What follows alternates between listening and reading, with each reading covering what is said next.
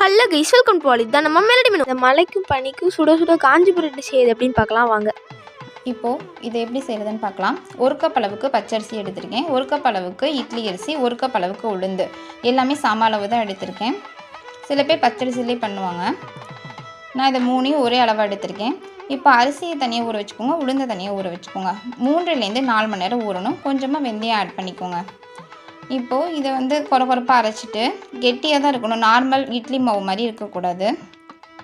இதில் நான் உப்பு சேர்த்து மிக்ஸ் பண்ணி வச்சுருக்கேன். இது ஒரு 8 மணி நேரம் புளிக்க விட்டுருங்க. புளிச்சதுக்கப்புறமா மாவு இப்படி இருக்குது.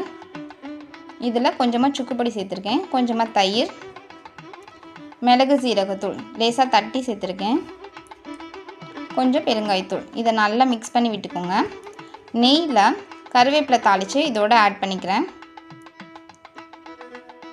இதை நல்லா மிக்ஸ் பண்ணிவிட்டு, இப்போ மந்தார இலையெல்லாம் கிடைக்கிறதில்ல, கோவிலில் மட்டும்தான் மந்தார இலை யூஸ் பண்ணுறாங்க.